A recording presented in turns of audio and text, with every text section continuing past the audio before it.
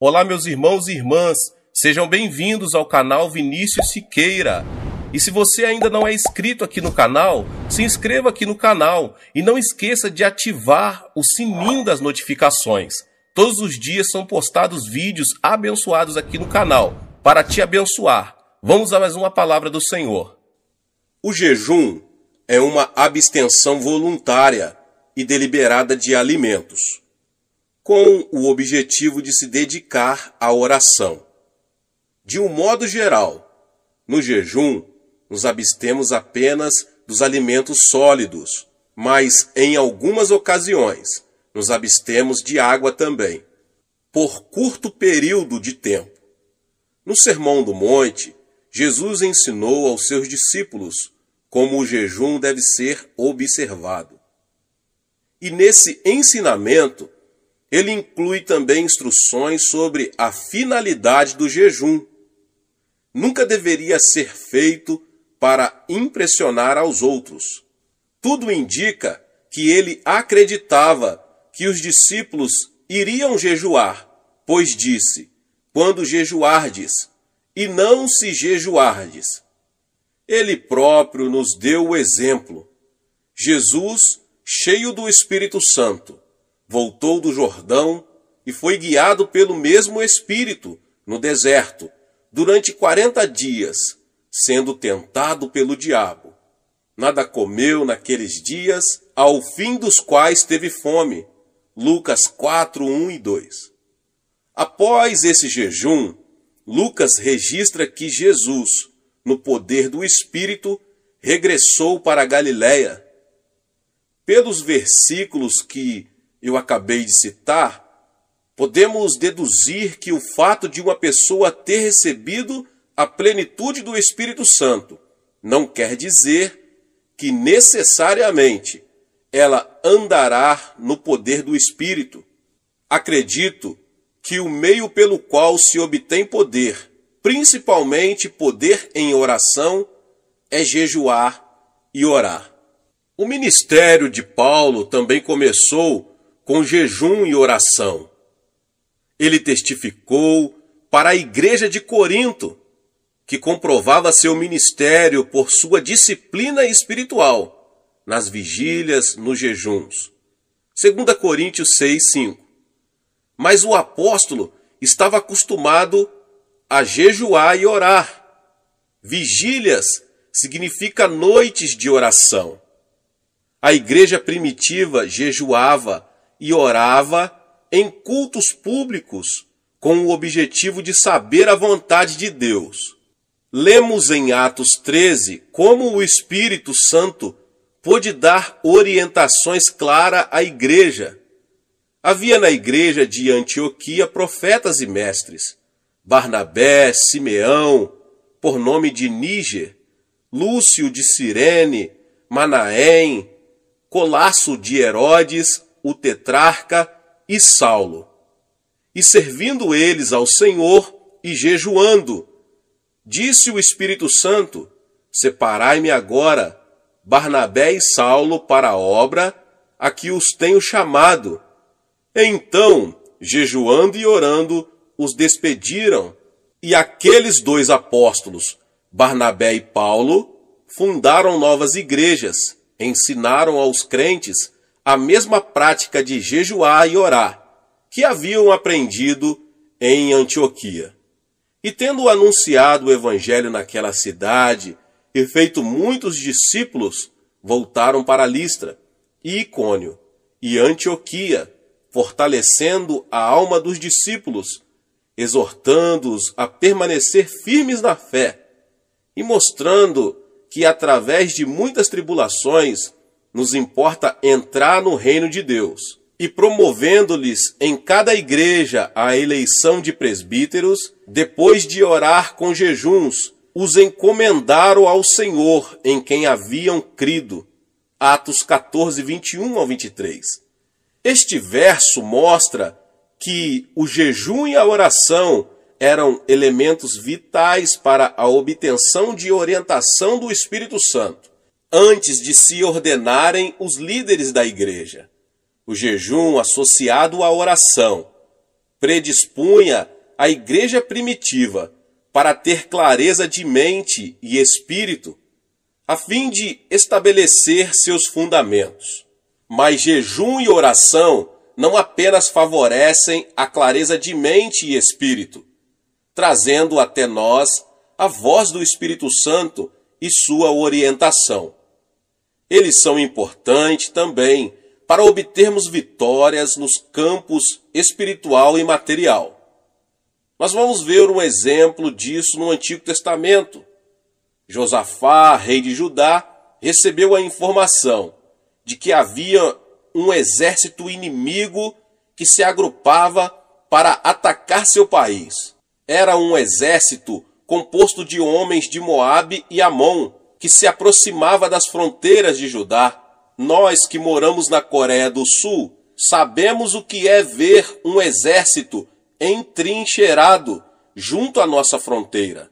Em vez de entrar em luta, pois não tinham armamentos, o rei resolveu usar os recursos espirituais, proclamou um jejum nacional.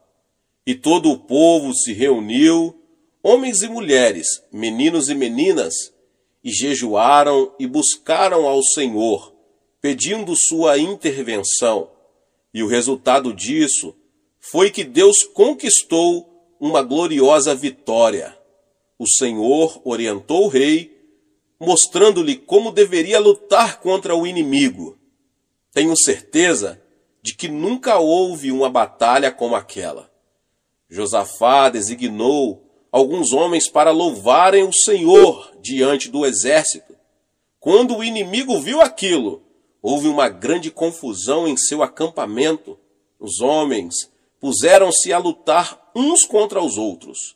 E os israelitas, depois, levaram 3 dias recolhendo os despojos da batalha, já que Deus lhes dera vitória, sem que precisassem recorrer aos armamentos.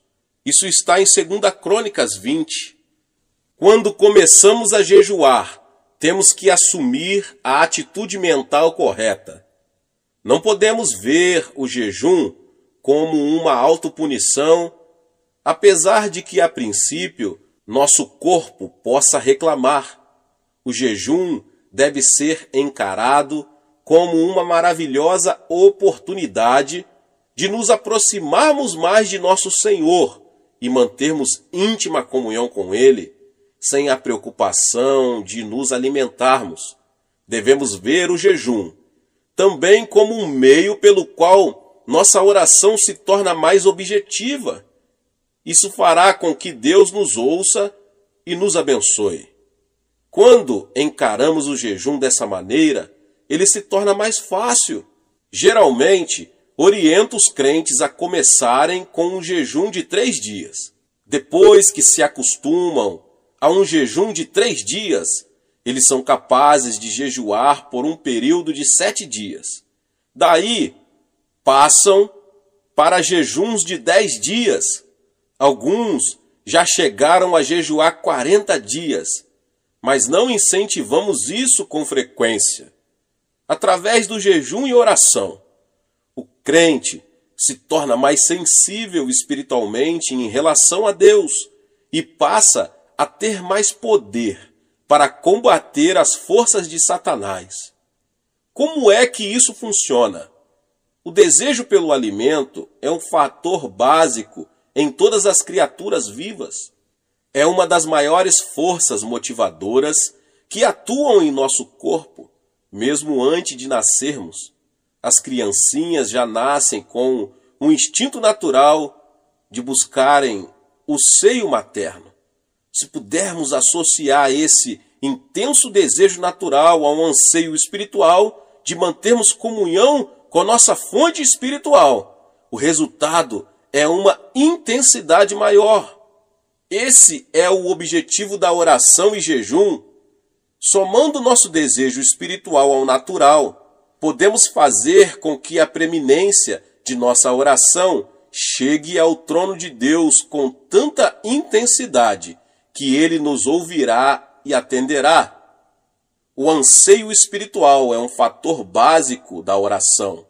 Agrada-te do Senhor e ele satisfará os desejos do teu coração. Salmos 37:4.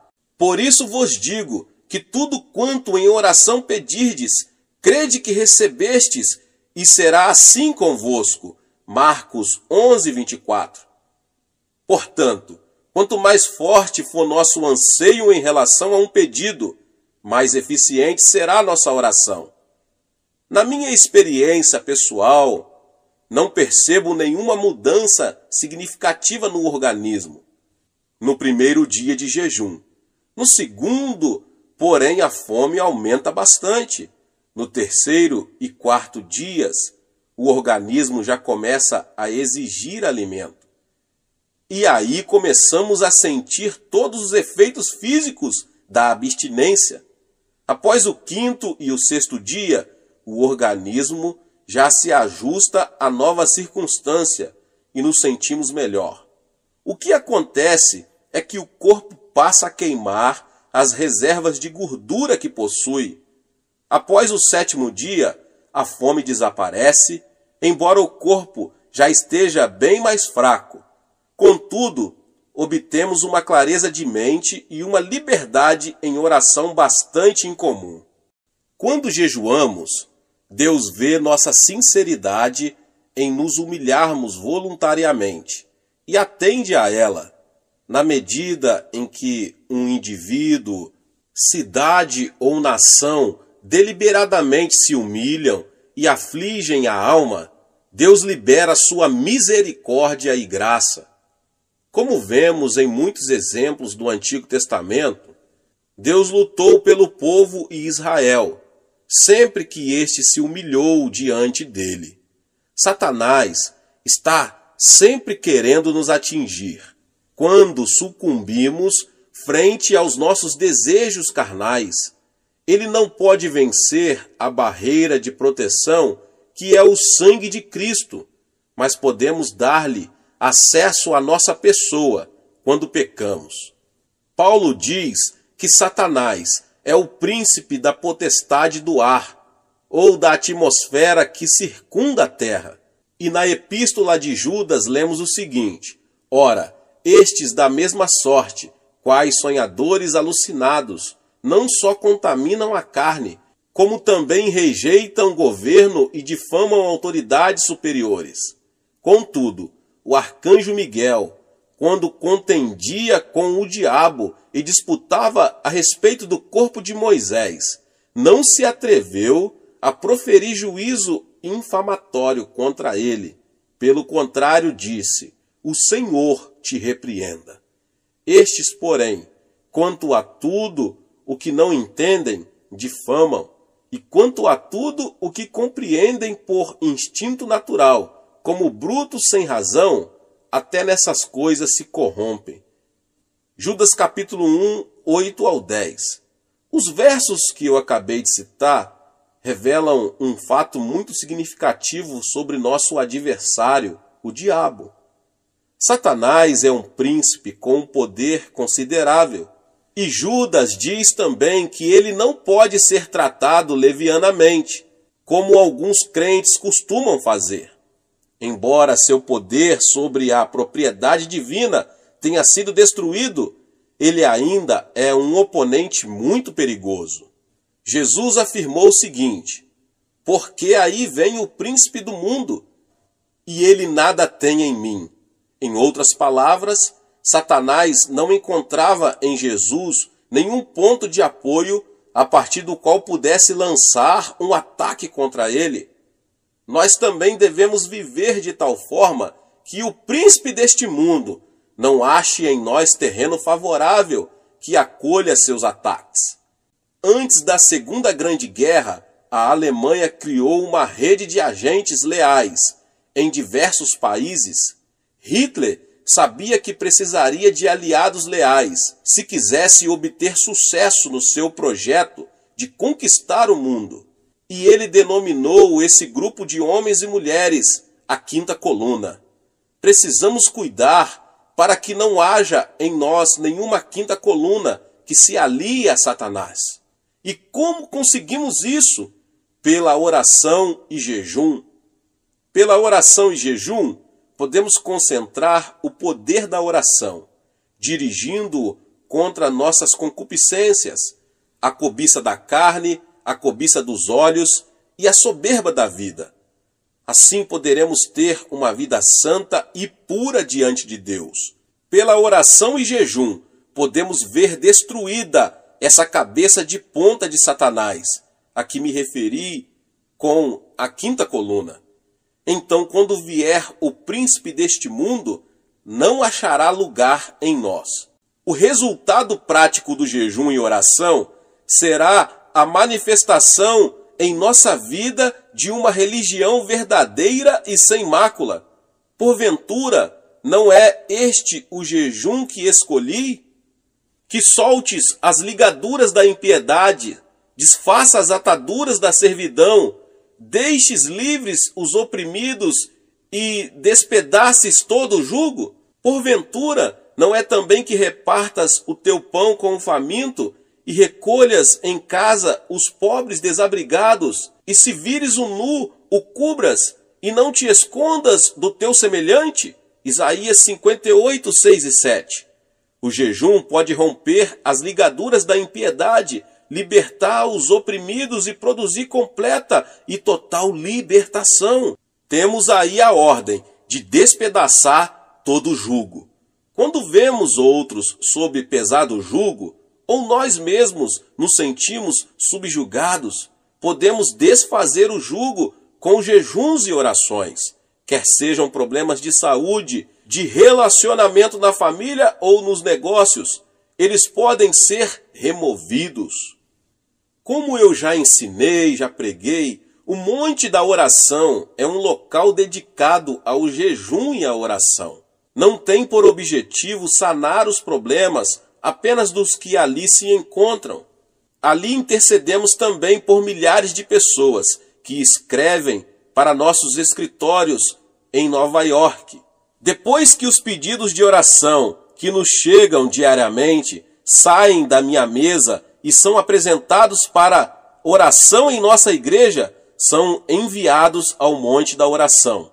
Cada intercessor recebe um pedido que a essa altura já foi trazido para o coreano. E essa pessoa ora e jejua até sentir em seu coração o testemunho do Senhor de que ele já ouviu e a resposta já está sendo enviada. Jejuando, nossos intercessores se tornam sensivelmente mais conscientes da importância do pedido. Assim, eles podem visualizar o problema pelo qual oram, bem como a resposta. Recebemos muitos testemunhos a respeito de orações atendidas, e são tantos que eu falaria por muito tempo, por muitas horas, vários e vários testemunhos. O fato é que já aprendemos que Deus atende às petições acompanhadas de jejum. De todas as partes do mundo chegam pessoas para jejuar e orar aqui no Monte da Oração, em busca de um milagre, aqui em minha igreja na Coreia. Alguns anos atrás, veio aqui uma pessoa que sofrera uma paralisia infantil.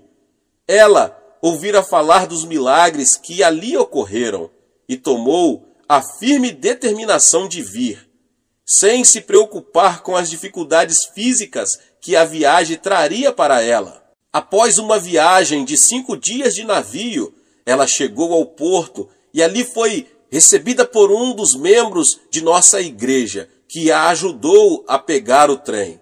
E essa pessoa, uma jovem de 23 anos, chegou com a esperança de voltar a caminhar.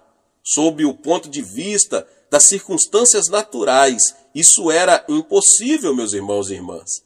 Ela ficara aleijada aos 3 anos de idade. Mas com Deus, todas as coisas são possíveis, glória a Deus. Assim que chegou, ela começou a edificar sua fé pela leitura da palavra de Deus, procurando ali todas as suas promessas. Como estava com a intenção de ficar aqui 3 meses, separou 2 dias da semana para jejuar.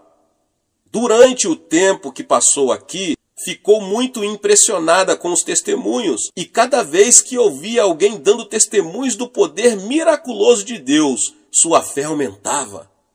Passou-se um mês e não havia o menor sinal de cura. Suas pernas ainda estavam deformadas pela paralisia, com que já estava tão acostumada a conviver. No segundo mês, ela se sentiu renovada no espírito e na alma, mas o corpo ainda não havia sofrido nenhuma transformação. Mas durante o terceiro mês, começou a ocorrer um fato estranho. Ela começou, depois de muitos anos sem nenhuma sensação, a tê-la nas pernas. Na esperança de ver ali o milagre, ela gritou: "Ajudem-me a levantar-me! Por favor, alguém me ajude a me pôr de pé. Sinto que já estou curada." Vendo suas lágrimas e percebendo como estava emocionada, alguns membros de nossa igreja alegremente vieram segurá-la pelos braços e a colocaram de pé. Contudo, ela ainda estava sem força nas pernas para firmar, embora já tivesse o sangue circulando por suas artérias e veias. Sem revelar o menor sinal de desapontamento, ela se sentou novamente e continuou a orar. Sabia que seria necessário um milagre de criação para que suas pernas atrofiadas pudessem voltar a funcionar. Então, pacientemente, ela se pôs a esperar e continuou a jejuar e a orar. Encerraram-se os 3 meses e ela foi embora ainda numa cadeira de rodas. Mas algo acontecera em seu coração. Ela sabia que estava curada. Passaram vários meses e um dia recebi uma belíssima carta dela.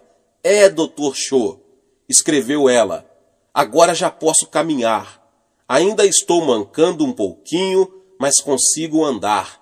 Acredito que até isso irá desaparecer em breve, afirmava ela com uma fé firme.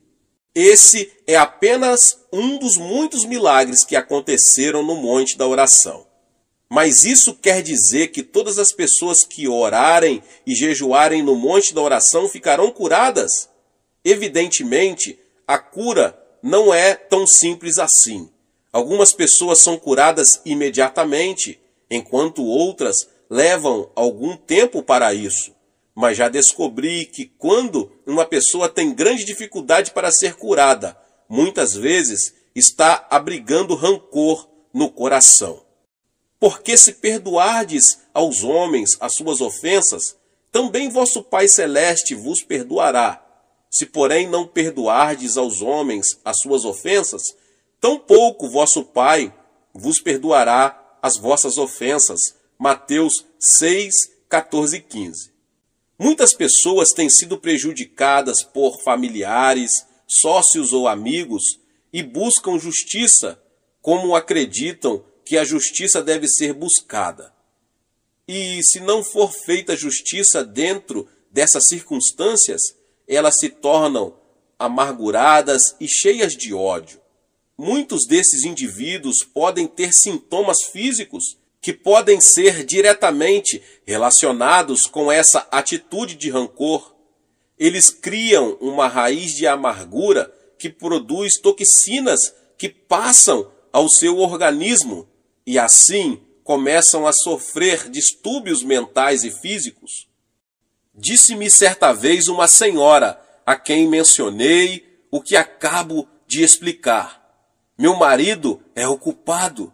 Eu o detesto. Está bem, irmã, repliquei, mas é a senhora quem está sofrendo e ficando aleijada com essa artrite. Quando somos prejudicados de uma forma ou de outra, temos que perdoar. Mesmo que nosso ofensor não nos peça perdão, precisamos perdoar-lhe. Jesus é o exemplo perfeito desse fato. Quando ele estava pregado na cruz, ninguém lhe pediu perdão. Pelo contrário, eles estavam zombando dele e o atormentando, mas ele disse: Pai, perdoa-lhes. Portanto, o perdão não é um ato opcional, é um mandamento. Não é uma ação que praticamos ocasionalmente, é a maneira como vivemos diariamente. Quando perdoamos a uma pessoa que nos causou algum mal, estamos permitindo que o Espírito Santo coloque convicção de erro naquele que nos prejudicou. Nada escapa aos olhos de nosso Pai Celeste. Ele conhece todas as intenções, as motivações do coração. O Espírito Santo pode convencer de pecado, da justiça e do juízo. Bem, voltamos à história que eu acabei de dizer sobre a senhora. Aquela senhora que estava em meu gabinete era casada havia vários anos. O marido a abandonara e vivia com outra mulher.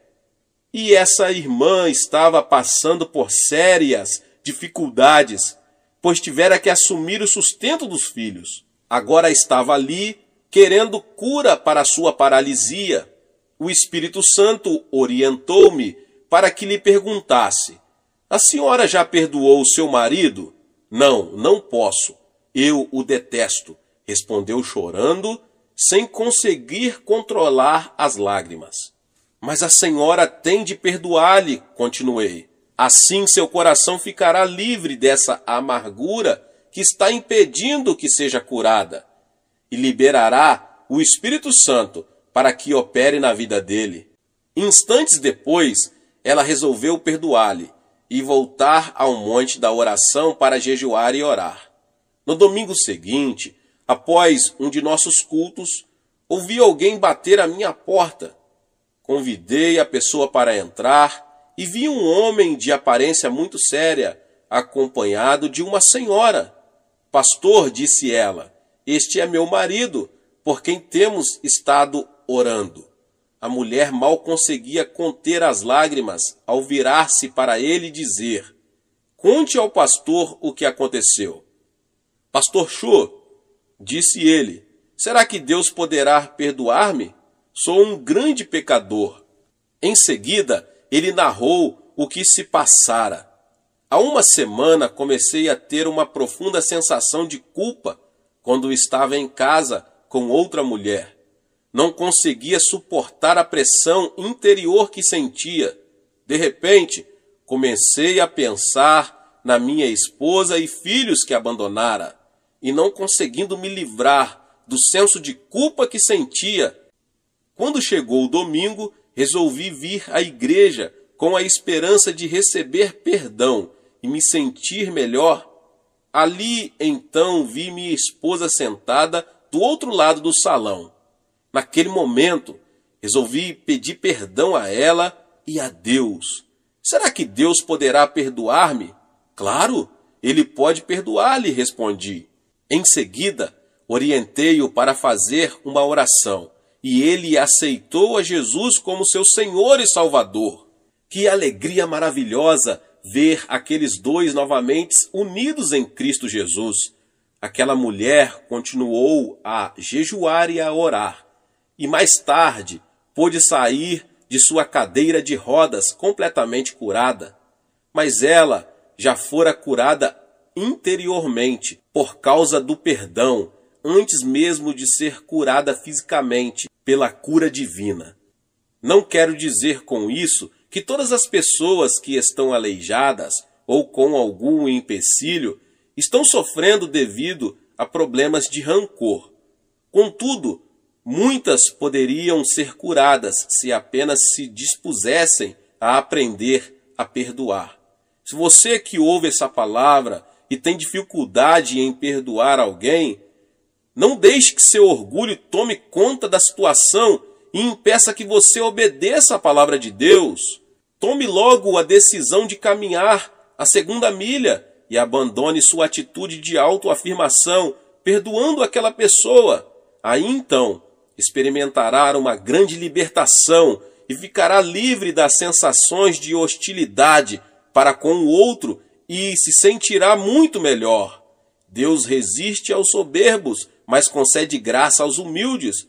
Portanto, se percebe que não está gozando da graça de Deus com abundância em sua vida, pode ser que esteja se firmando mais em seu orgulho do que na graça do Senhor. O que você ganharia com isso? Apenas amargura, ressentimento e talvez enfermidade. A palavra de Deus diz em Tiago 5, 15, 16: e a oração da fé salvará o enfermo, e o Senhor o levantará. E se houver cometido pecados, ser-lhe-ão perdoados. Confessai, pois, os vossos pecados uns aos outros, e orai uns pelos outros, para serdes curados. Hoje em dia, os psicólogos, médicos e psiquiatras afirmam que a atitude mental de seus pacientes tem um peso muito grande na cura deles. Essa é a hora em que a igreja, o corpo de Jesus Cristo, deve ser curada. A atitude de Deus está explícita na terceira carta de João. Amado, acima de tudo faço votos por sua prosperidade e saúde, assim como é próspera a sua alma. O segredo para obter prosperidade espiritual e material está relacionado com a prosperidade da alma, obtida pelo perdão. Assim vemos que o jejum e a oração, somados a um espírito de perdão, resultarão em melhores condições de saúde para a igreja. Desse modo, esse veículo que Deus escolheu para trazer o avivamento ao mundo se tornará um instrumento útil e saudável nas mãos do Espírito Santo. Neste final do século XX, nós nos encontramos diante de um grande desafio e também de uma grande oportunidade. O de que precisamos é pessoas mais consagradas, mais dispostas a perdoar, sacrificar-se, a obedecer a Deus e a comprometer-se profundamente com Deus. Já me coloquei à disposição do Espírito Santo para fazer o que estiver ao meu alcance, no sentido de ser um instrumento para vermos um avivamento e o crescimento da igreja na terra. Você quer se colocar ao meu lado e assumir essa posição em Cristo Jesus? Glória a Deus!